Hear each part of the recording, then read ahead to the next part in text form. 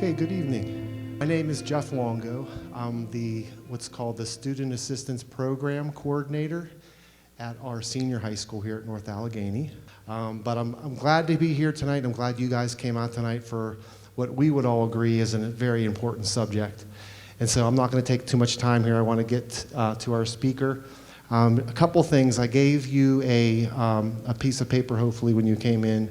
At the end, there's a QR code. If you can give us your feedback, we would greatly appreciate it. And on the back side of that paper is some of the resources that we threw out there. The folks in the foyer there will be there when we're done with this presentation. And there's a lot of really good resources out there, so I really recommend that you check that out afterwards.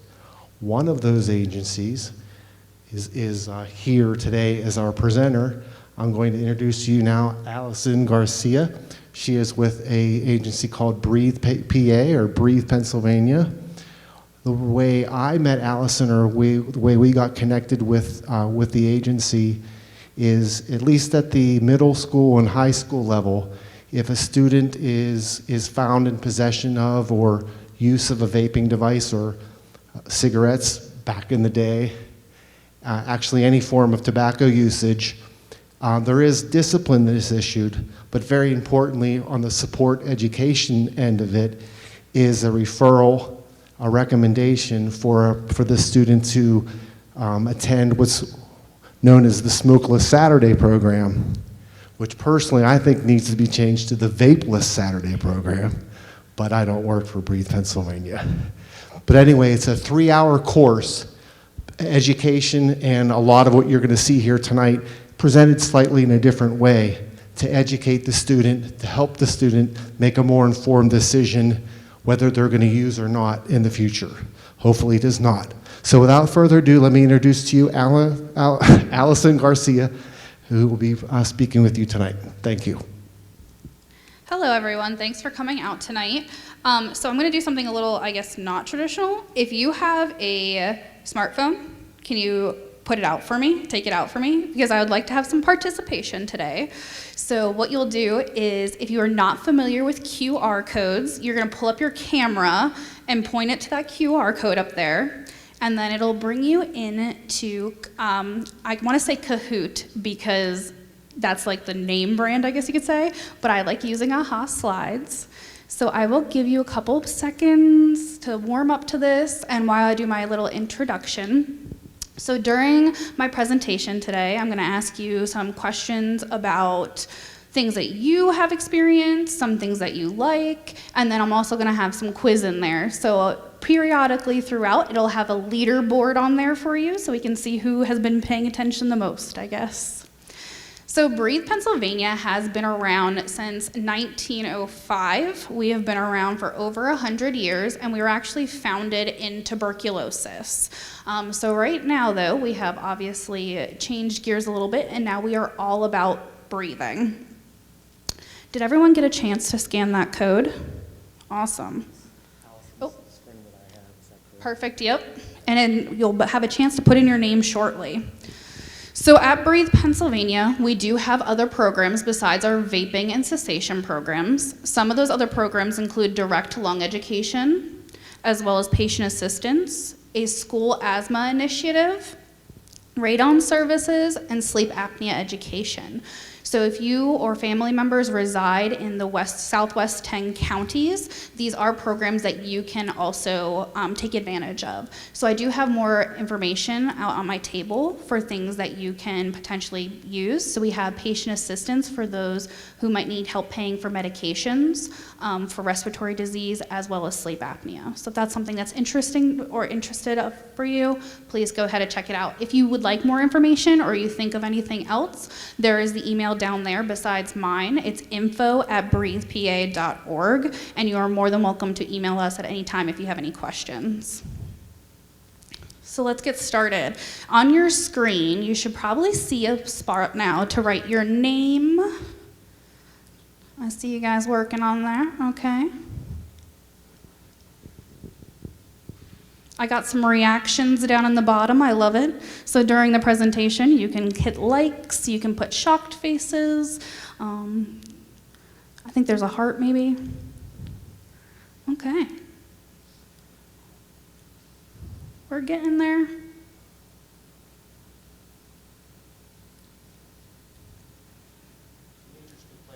Yeah, everyone can play. Whoever has a phone that wants to put it out. Okay, I'll get started. So question 1, and the faster that you answer, the more points you get as well. What is the name of the organization I am from?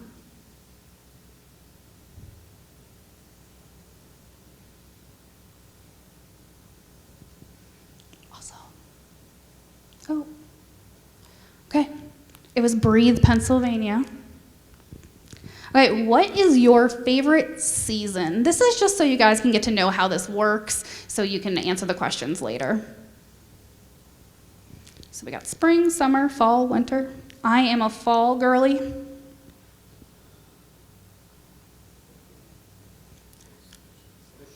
Submission closed, I know. It says locked at the bottom too. Okay, we're gonna keep going though. What's your favorite flavor? Now I left this one very broad. So whether it's ice cream flavor, a flavored candy, you are more than welcome to put whatever flavor you want in there.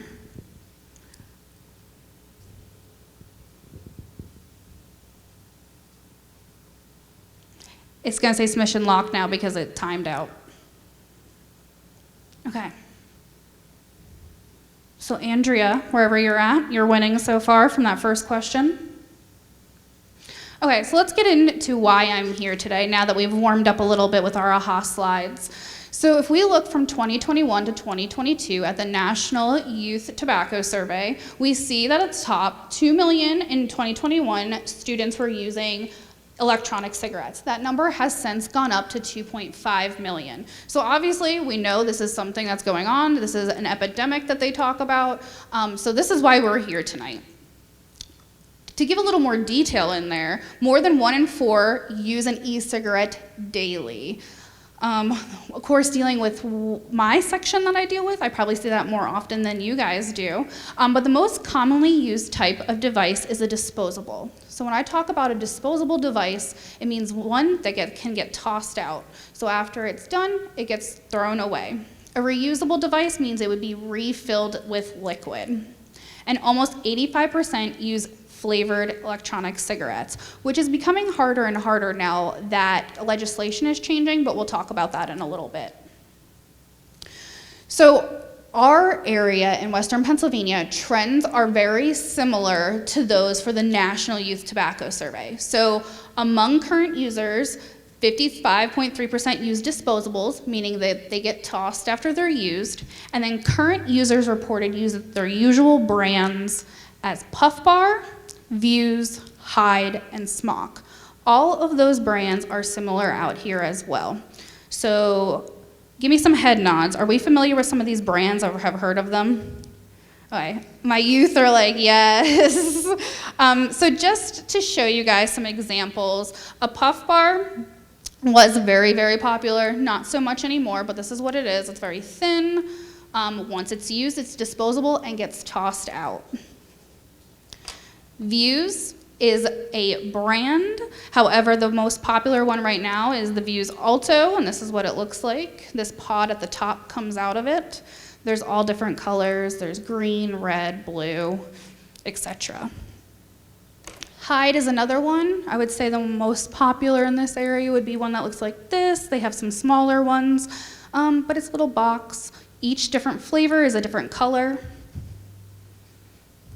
And then Smock is another one, and I'll show you a picture of that coming up soon. Okay, another question for you guys. Which of these devices are disposable? So I have Elf Bar, Hyde, Lost Mary, and Views.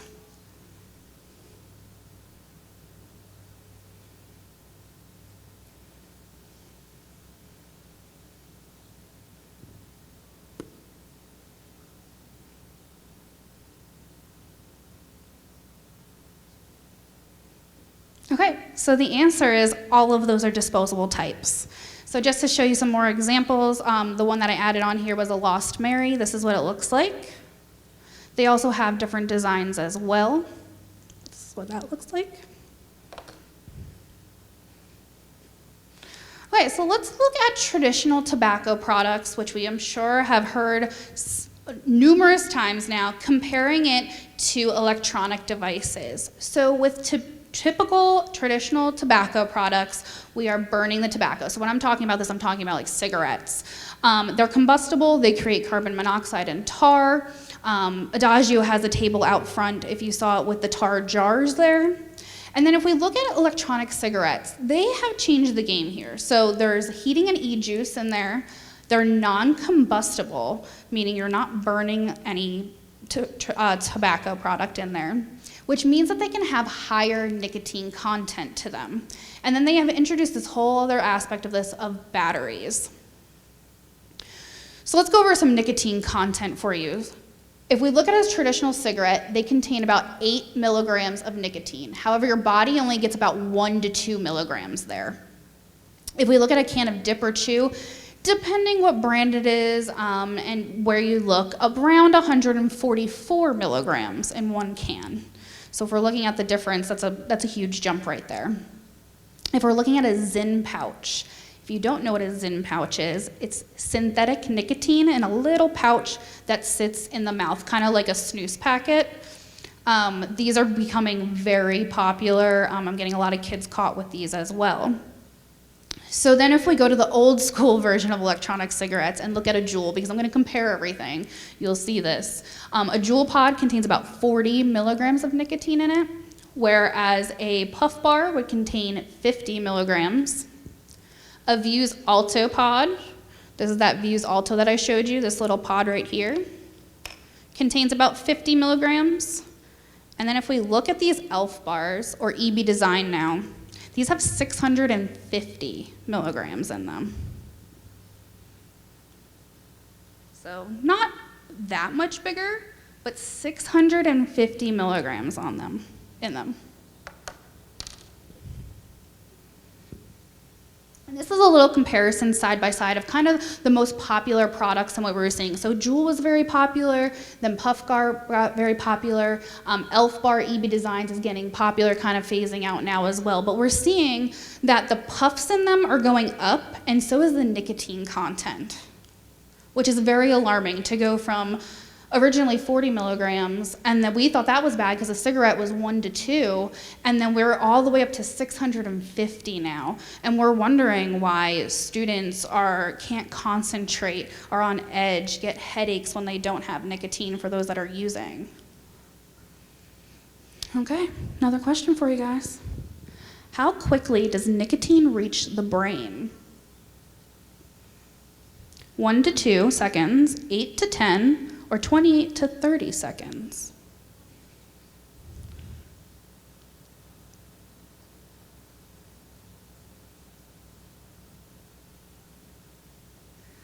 I must have hit the wrong answer because the answer is 8 to 10, so I apologize on that one. So the answer is 8 to 10 seconds. So not as quickly as you thought, but pretty quickly. And then THC is going to reach the brain even quicker. Sorry about that, guys. So nicotine reaches the brain within 8 to 10 seconds. And when it gets to the brain, it releases the pleasure chemical dopamine. So it makes you feel really, really good. And in this stage now, we have different types of nicotine. So I'm sure you guys are aware of standard nicotine, which is derived from the tobacco plant. It's natural in the tobacco plant, and we've been using it for ages. However, now we have gone into where there's different types. So we have freebase nicotine, which is nicotine in its purest form, and it creates a very strong throat hit. Now, when I say throat hit, it's that feeling in someone's throat. So when someone smokes a cigarette, they get this feeling in the back of their throat, similar with the freebase nicotine. If we move to nicotine salts, of course, Juul made this very popular, and almost all of our disposables and flavored electronic cigarettes now are going to have nicotine salt in them.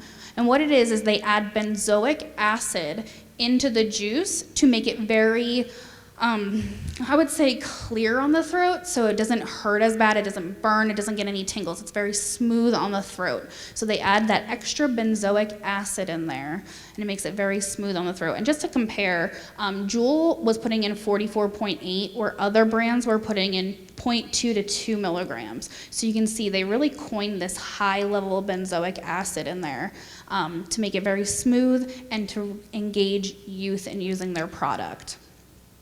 Since then, we have now moved on, and we're at the point where there's synthetic nicotine. So nicotine created in a lab.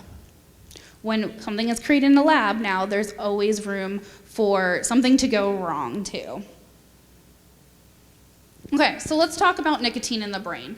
There is this vital period between 13 and 25 where the brain is growing and developing. So the brain gets fully developed around 25.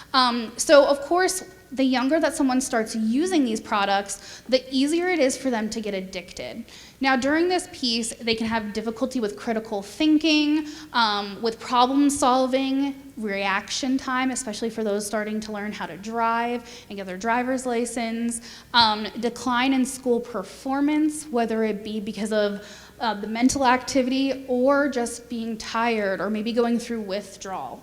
So there's two pieces to that as well. And an increased risk of mental health issues. What they're seeing now is with more nicotine in the system, more depression as well as anxiety. So nicotine changes the way the synapses work in the brain. And the synapses are, so each time a new memory is made or created, a synapse is formed.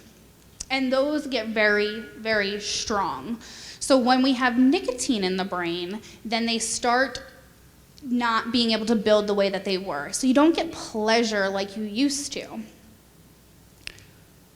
So nicotine interferes with that body's natural ability to create pleasure. So like I said before, nicotine puts dopamine into the system, but it floods the body with an unnatural amount of it. So you get this rush of dopamine into your system. So you're like, wow, this is really good. I really like this.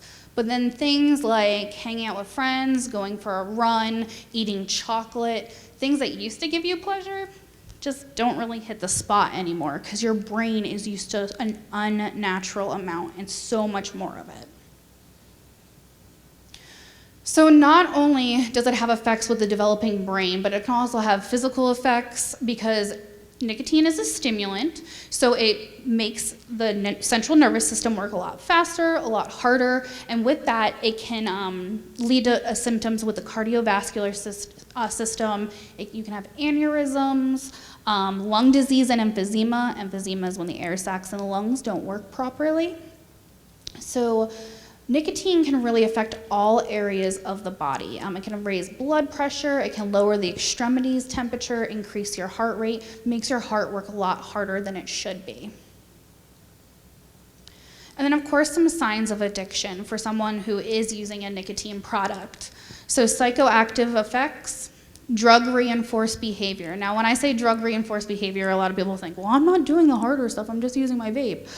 When I say drug-reinforced behavior, so if you are looking to if you are getting antsy because you haven't hit your vape yet, things like that. So where you're trying to get your focus is on the vape instead of what it should be on. Compulsive use, using when you shouldn't be, using more than you would think you would be using. Relapse after abstinence, so not using a vape for 3 to 4 months and then going back and using it again. Physical dependence, so getting headaches when you don't have it with you, that fast heart rate, palpitations with the heart.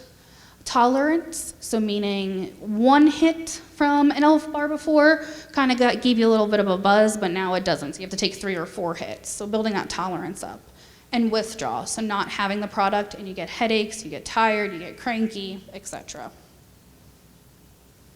Okay, see what we got here. At what age is the brain fully developed? And hopefully I hit the right answer this time. 16, 18, 25, or never?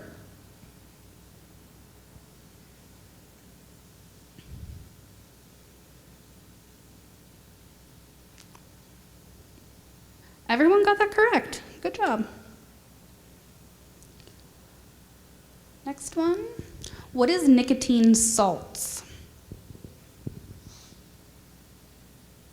Created in a lab, naturally occurs in the tobacco plant, created by converting nicotine into its purest form, or nicotine base combined with an acid such as benzoic acid.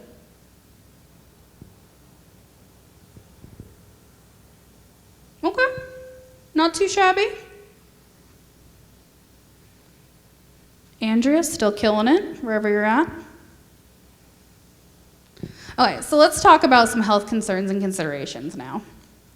So looking at the U.S. Poison Control Center, they track how many calls they get for liquid nicotine accounts.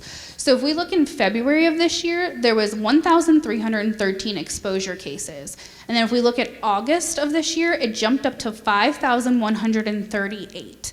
And then you'll see as well that these are tracked by year. So 2013, pretty low, I guess you could say. And then we had this little spike. And then 2020, we all know what happened. There was a little dip. And now we're back on the rise again. So why I mention this, vapes leaking. They leak all the time. And these are things that we don't necessarily think about.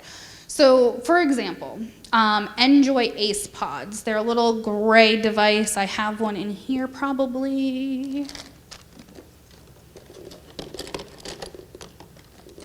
I'll pull it out later for you.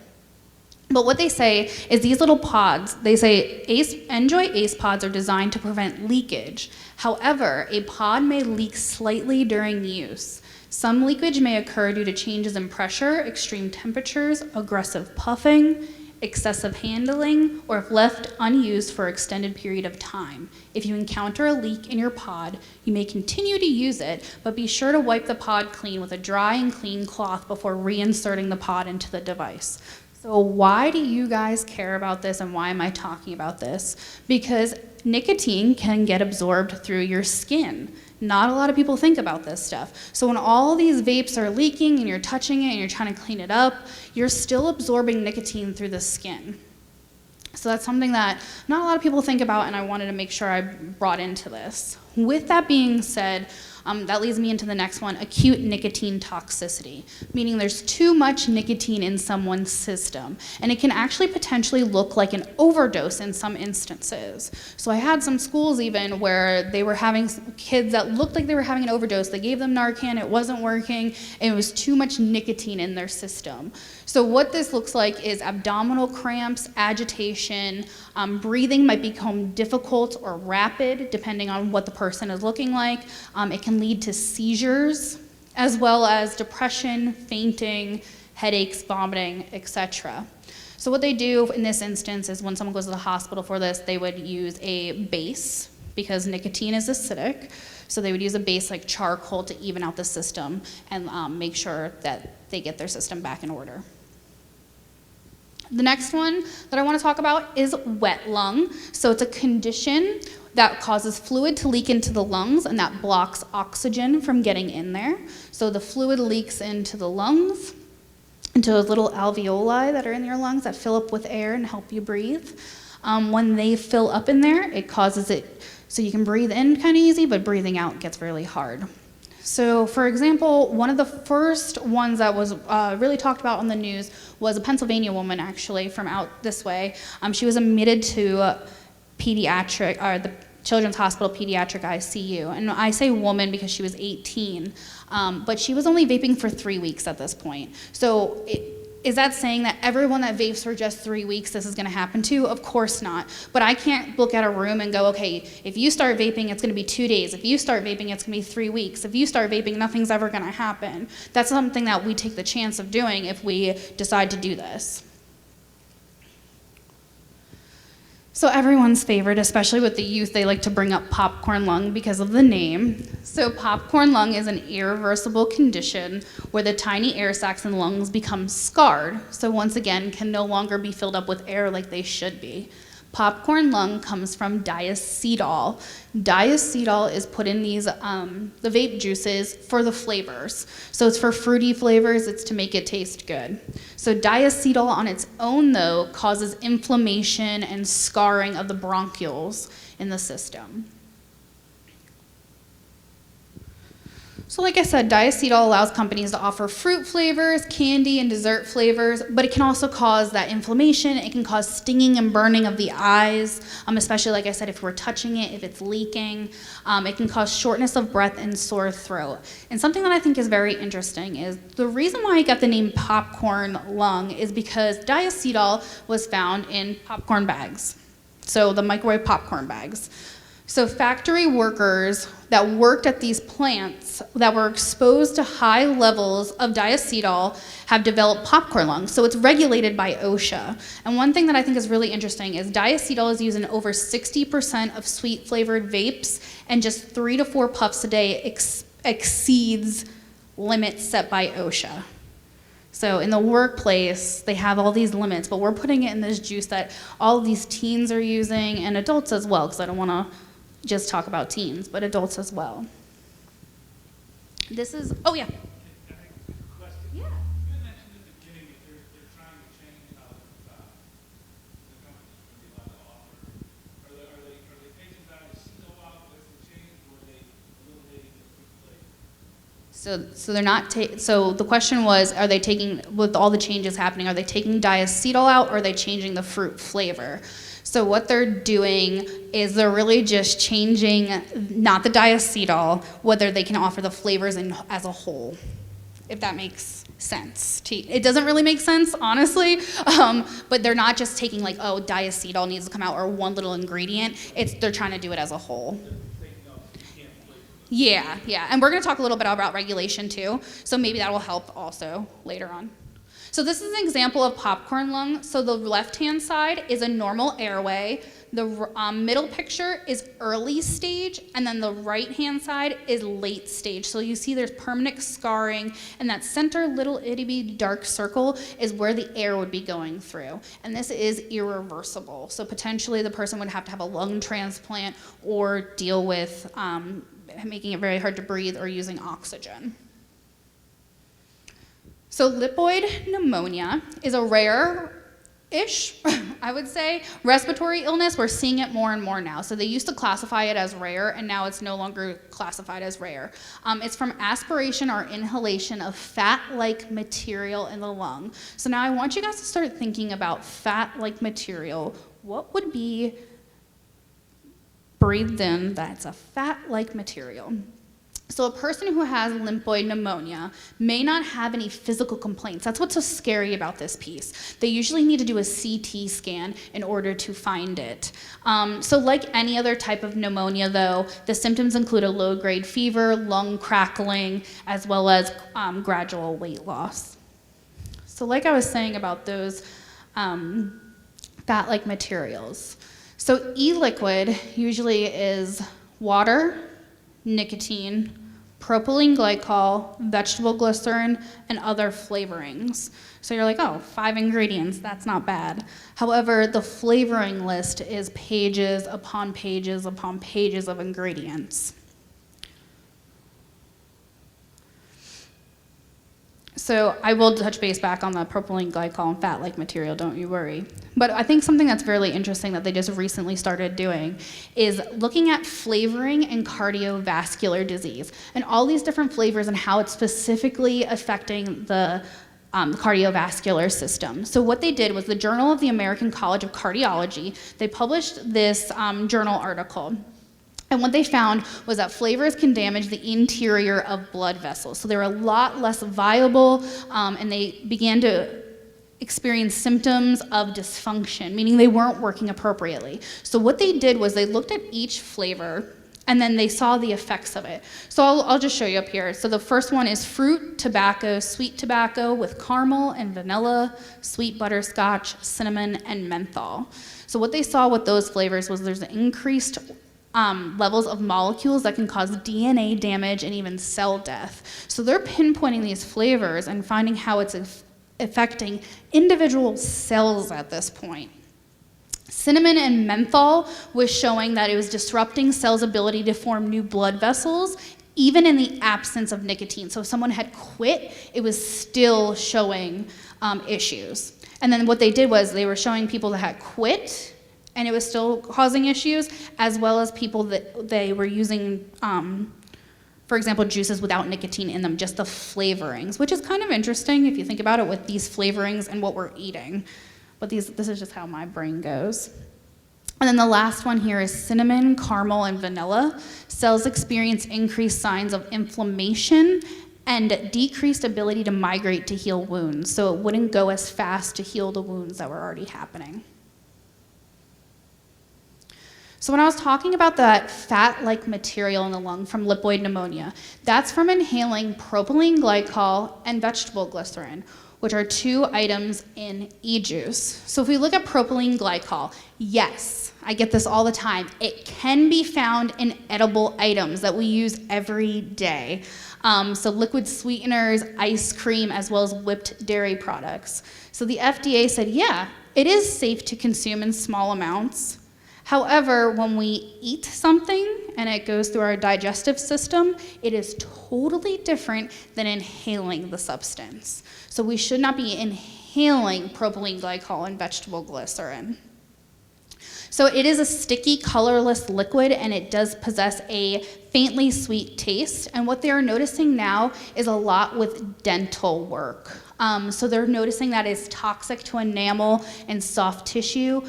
They get a very dry mouth. It causes a lot of rampant decay in the mouth. So someone who goes to the dentist, they're probably going to be able to tell if you've been vaping. So that's something that you should really discuss with them. So they're probably going to ask you. If you lie, they're going to know anyway, mostly. But they did a lot of looking at propylene glycol and vegetable glycerin in the mouth.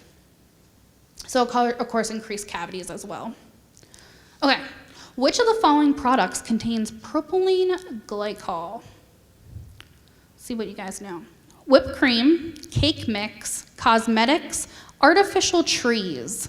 You can select all that apply. I didn't mention all of these up there, so let's see what you guys know.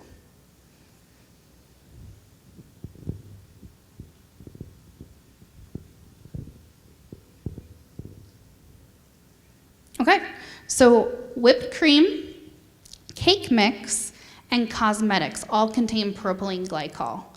But like I said, it's different when it's putting on the skin, and it's different when it's going through the digestive system, not being inhaled. So cake mix, it's using cake mix to help keep the cake mix moist. Just an example for you. Okay, now let's go to that other fat-like material that can cause lipoid pneumonia, which is vegetable glycerin. Again, it is colorless, odorless, it's sticky, but it's also sweet tasting, so it helps those flavors really shine for those vape juices. In the food industry, it's used for a solvent and a sweetener, but once again, it is affecting the mouth. It does have other effects as well, but really affecting that mouthpiece. It allows bacteria to stick to a softer tooth. It really breaks down the enamel in the teeth, and then it can lead to rampant decay as well, so more cavities. Got some more questions for you. Which of the following products contain vegetable glycerin? Soap, liquid gel pills, frozen yogurt, and shampoo.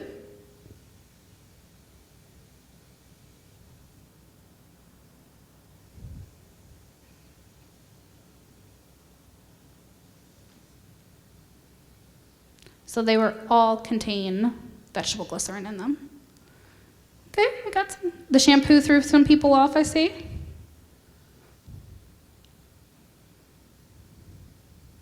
And for frozen yogurt, it's actually to prevent freezer burn. That's why they put it in there. Okay, let's talk a little bit about EVALI. So EVALI is an e-cigarette or vaping-associated lung injury. You might hear this term used a lot if you're looking into health concerns and considerations. So it is an inflammatory response. You'll notice a lot of these are consistently going to be repeating, where it's an inflammatory response. So it includes shortness of breath, weight loss, night sweats, fatigue, gastrointestinal problems, low oxygen levels, and lung failure, and potentially even death. So confirming a diagnosis is pretty hard, and there's no one set test for this. So doctors kind of use process of elimination for this EVALI. What they are noticing, though, is as more research is being done, they're noticing EVALI is in THC, more in THC vapes, but ones that are like contraband ones or off-brand ones. So having a THC vape is definitely a more increased risk for this. What they're kind of associating it with is vitamin E acetate. So like I said, they have some strong numbers there. They're not the strongest that I would like to see, because if we look up at the top, it says about 82% reported using THC-containing products, 33% reported exclusive use of them, but then 14% just had nicotine vapes. So we have to take that number, I guess, with a grain of salt. Were they stretching the truth there, or was it just in nicotine vapes as well? Was it the country they were getting it from? Was it the manufacturer? So there's a lot of questions to be asked there. So vitamin E acetate is an oil derivative. It's another of those fatty products. It is found in many foods, but once again, to drive this point home, eating this and digesting it is totally different than vaping it. It is a supplement that is considered safe when ingested or applied to the skin, but it may interfere with normal lung functioning. So that's where that EVALI piece comes in there. So one instance of this is the one that was going around was a double lung transplant on a 17-year-old male athlete. Never had any issues before. An athlete, worked a very strong work ethic there. However, he needed a double lung transplant from vaping. And then, of course, we know COVID affects our lungs, right? So if COVID is already attacking the lungs, making it harder to breathe, it's going to make it worse when you vape. So there was a study done. This just kind of gives you an outline of the study. I'm not going to go word for word into this. But what they found was vaping damages the lungs, making it a media risk for COVID. And that makes sense, right? Kind of. I don't have to go more into that. But what they found was among young people 12 to 24, those who tested for the virus, those who vaped were 5 to 7 times more likely to be infected than those who didn't vape. And what you'll notice piece by piece here is just a higher percentage of those who vaped, it was causing worse issues. So what does it do, though? So one way that it works is that tobacco use increases levels of an enzyme called ACE2. The ACE2 enzyme helps the COVID-19 virus attach to the cells once in there. It also damages the cilia, which are the hair-like structures in the lungs, making it harder for it to get the virus out of the lungs.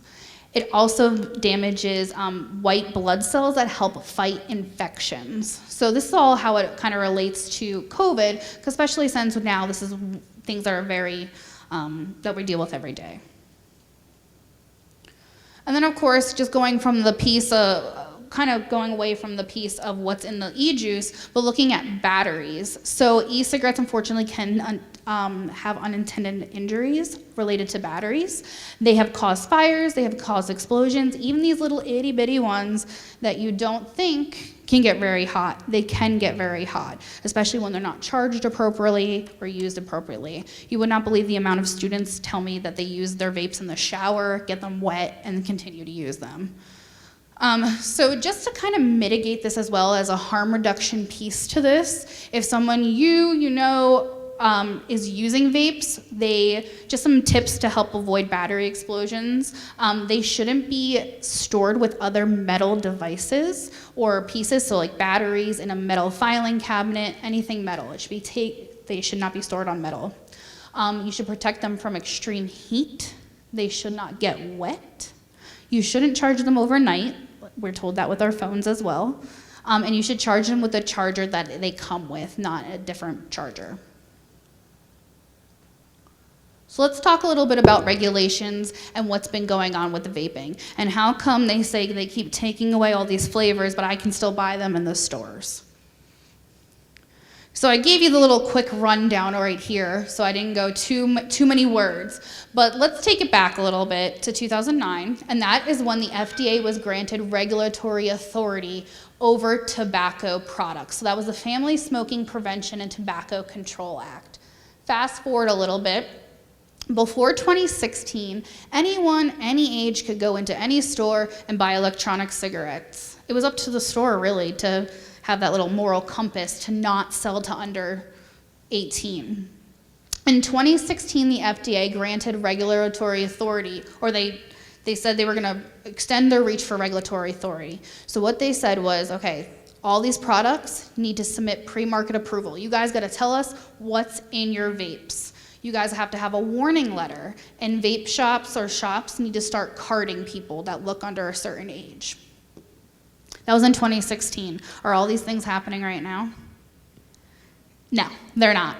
So what happened here? So in 2017, the FDA was like, you know what? We bit off a little more than we could chew here. So we're going to have a lot of delays to this.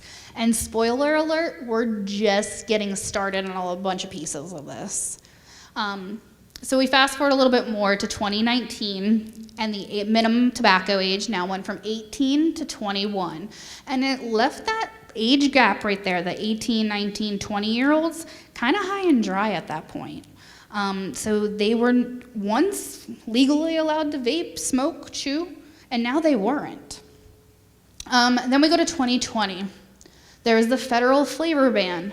Yes, awesome, because all these flavors are being proven to be marketed towards youth. So that was 2020, that was 3 years ago. But what this flavor ban said was that retailers should not sell flavored cartridge-based ends, that's an electronic cigarette, to anyone regardless of age. Now, I don't know if you see the keywords there, but cartridge-based. Is this a cartridge-based electronic cigarette? No, it's not. Is this a cartridge-based cigarette? Nope, that gets tossed out too. Is this a cartridge-based e-cigarette? Yes, this little cartridge up here. So how come I can still get these ones? So that federal flavor ban happened. And you know what got really popular? These things, the ones that I just showed you, that I just asked you about, these disposables. Why? Because cartridge-based, these aren't cartridge-based, so these got super popular. And it's all about the wording, and the government takes forever to catch up. So from 2021 to 2022, these single-use products skyrocketed. But also what they did was they changed it to synthetic nicotine. So we went from traditional tobacco nicotine, and then they changed it to synthetic nicotine to still circumvent that policy. So you're asking, well, how come these flavors are still sold in stores? It's all because of these little word changes. So finally, in 2022, last year, President Biden said, okay, I see what's happening here, and he put synthetic nicotine into the language. So how come I can still get these products? Because it takes forever. So what happened is he said, okay, well, we have to send out warning letters. Do you know how many warning letters they sent out at a time? 17, 18. Then we got like 585. That probably covers Allegheny County, maybe, not the whole United States. So they're just taking a very, very long time. So they get a warning letter, the shop gets to respond, etc. Now what you will notice is places like Sheetz, they pretty much stick to these rules. So they're only gonna typically have tobacco flavor and menthol flavor. Why? Because they're a big corporation and they have a lot to lose and they wanna stick to what they are told. Mom and pop shops, they're trying to make their money still. Are they still allowed to sell them? They're gonna wait until they get caught. So you can see it just takes a very long time for all this to catch up. Does that kind of show you too? It kind of does, but wouldn't it make more sense to go to the manufacturer? So they have started going to manufacturers. Guess what the manufacturers have gotten? Warning letters. So manufacturers have gotten warning letters. So they're just taking the whole process. They get time to respond, then they have to send in more paperwork. So it's just a very slow process. And I feel like it's just delaying at that point, because then at that point they've created something new. In the meantime, yeah, exactly. So it's a constant cat and mouse game at this point. Okay, another question for you guys. Match the health concern with its definition. Now you guys gotta work fast. I think I gave you some more time on this.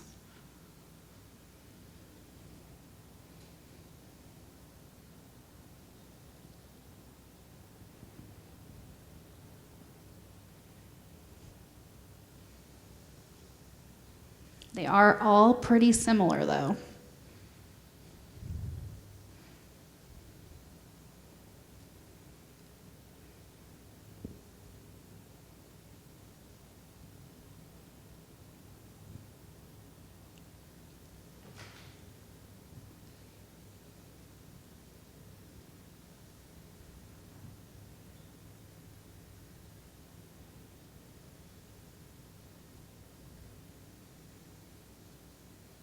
Okay, not too shabby. This one you guys can type in. Which health consequence has you most concerned? It could be regulations as well. I didn't give you too much time, I'm sorry. All of them, lung disease. And it locked, sorry guys. Grace, you're rocking it with the longest streak. You're beating out Andrea. Good job. Okay, let's switch gears a little bit from traditional nicotine products, and we're gonna go over to THC products and Delta 8. Okay, so when we talk about THC products, Pennsylvania has medical marijuana, medical cannabis. They're really trying to move over to that cannabis terminology, but it's very confusing because the health department still uses marijuana in their language, so it can be very tricky. So what we have to look at here is the health benefit versus the risk. So when they're making it, how much solvent is left over? If we're talking about dabbing devices, so dabbing is like an umbrella term. It's very highly concentrated THC, so it's about 85% or higher. What did they use to create this? Butane. So that butane, if it's not taken out all the way, there's that butane left over. So does this pose a risk? And then whether cannabis extracts carry dangerous amounts of pesticides and or other contaminants. So we look at the medical marijuana piece of this. Now they're tracking all this. They have to take weights. They have to put what they're putting into all this. But then we look at the other pieces that are quote unquote knockoff versions. What are they putting into them? Vaporizers can release harmful chemicals into your system during the heating process. We have to look at cannabis oil is often thinned with propylene glycol.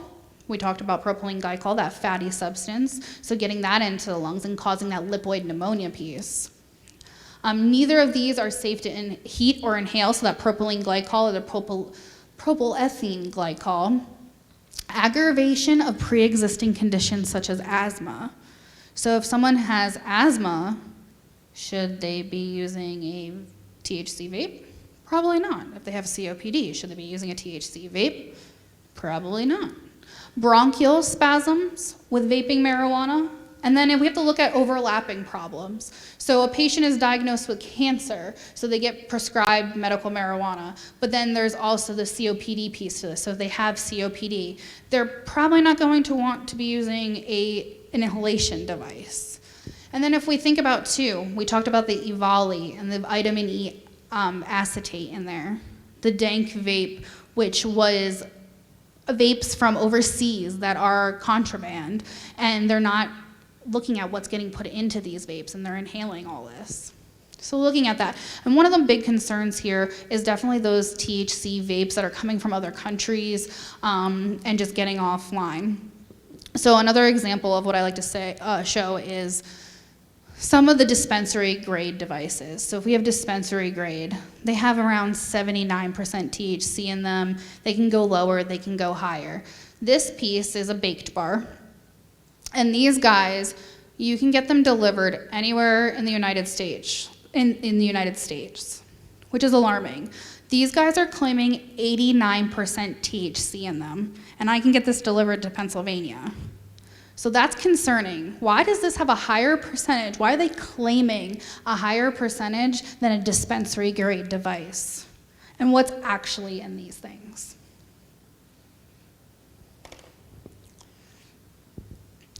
Another trend that we are seeing is fentanyl in vapes. Typically ones that with THC. This trend has gone from New York State and has come down this way. So it's typically like it's marijuana-laced vapes. Why are they doing this? To potentially cut the costs They don't really have good answers to this. And it allows chemicals to enter the bloodstream very quickly. So it could potentially be people actually looking for this as well. But we've had a bunch of schools where some of their students, this had happened to. And I hate saying that it was a bunch of schools as well. Granted, they had Narcan with them, awesome, everything turned out okay. But this is something that a lot of students especially aren't realizing that is out there and can potentially be very fatal. So just some signs that can indicate fentanyl exposure, just to go over this, especially in this day and age. Slow or difficult breathing, sedation, disorientation or dizziness, slow pulse or low blood pressure, and loss of consciousness. So if this is the case, definitely call 911 right away. Hopefully someone has Narcan as well. Hemp. Let's switch gears a little bit more. Hemp and marijuana are different varieties of the same species.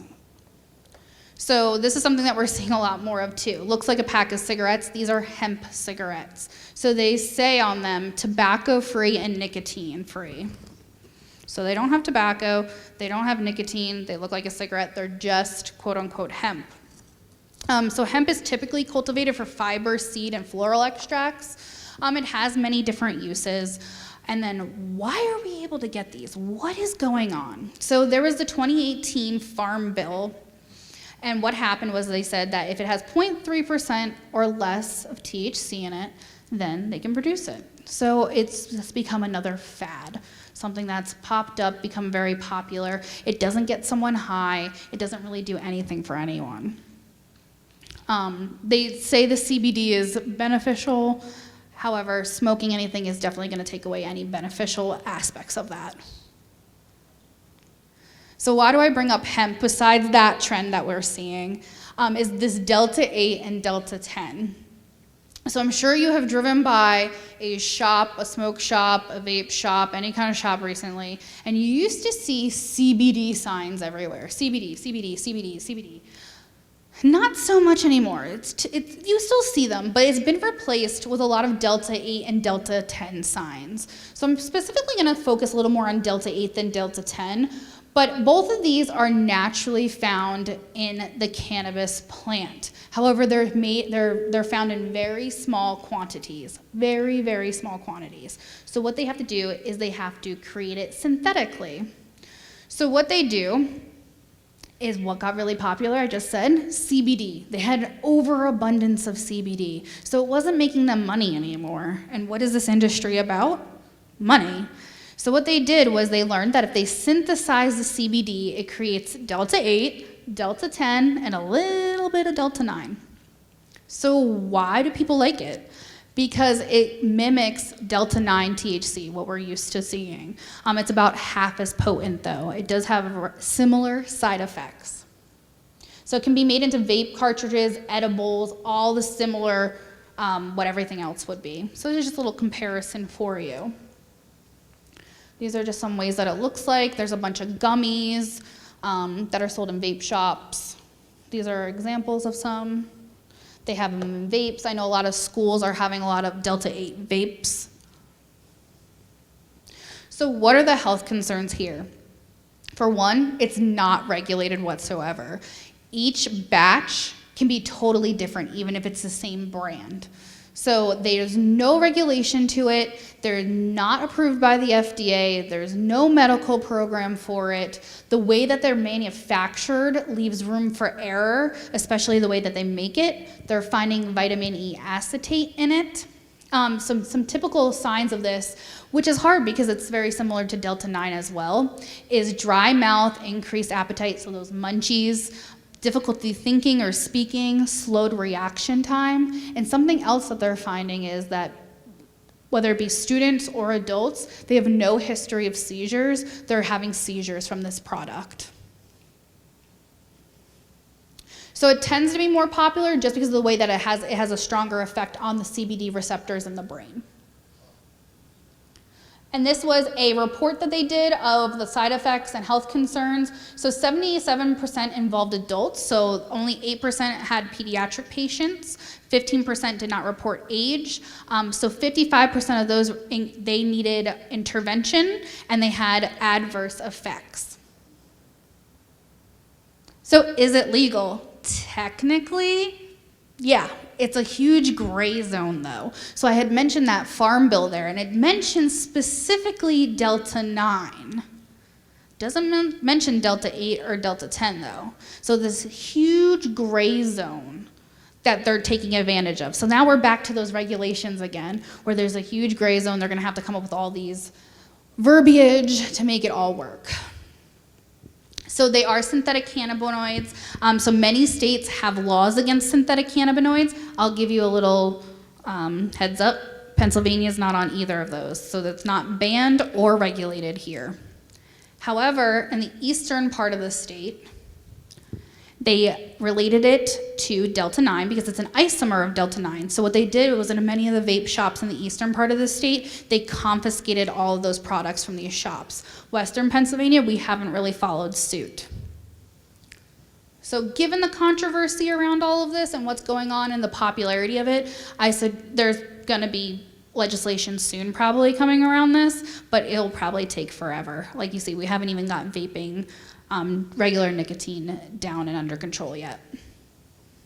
Can it make someone fail a drug test depending on the cannabinoid that they're testing for? Yes, it can.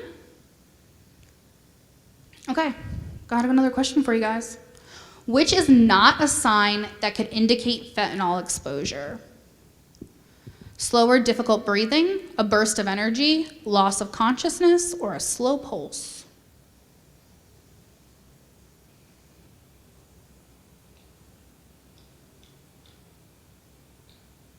Burst of energy, good job. Last question for you here. Is Delta 8 regulated?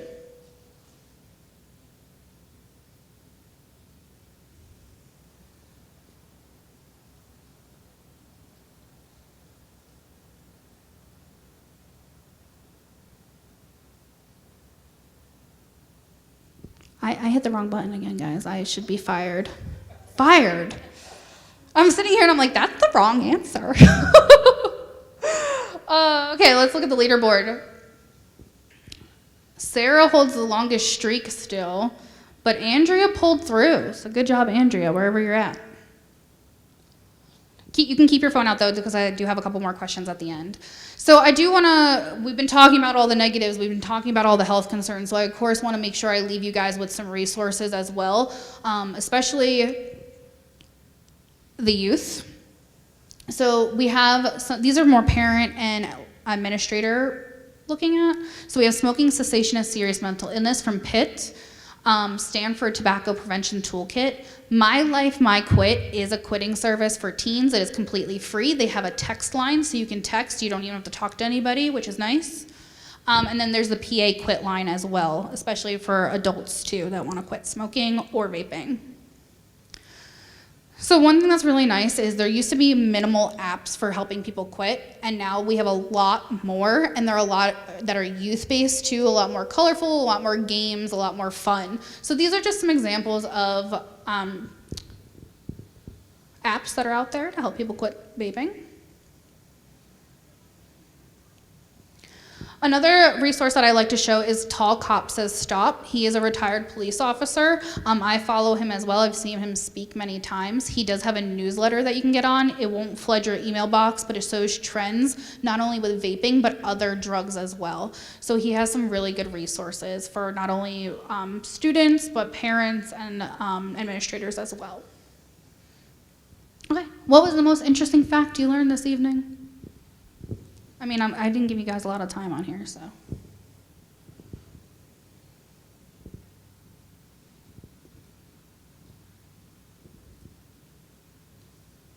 No regulation? Yep.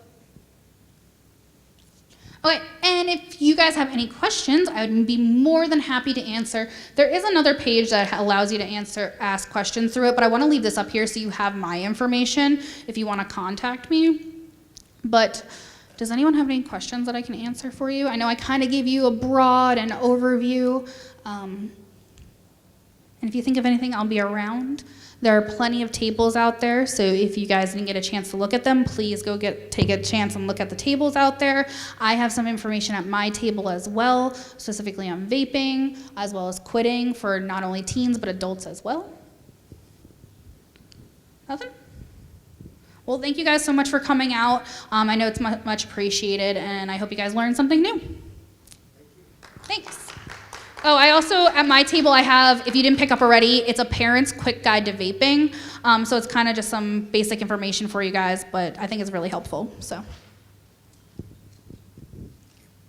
And I'll just throw out the reminder, if you don't mind filling out the evaluation form that you received, we appreciate that as well. Please do take the time, if you can, to check out the resources. There's some wonderful people there tonight, and there is a lot of products here to come up and look at if you'd like. So thanks again.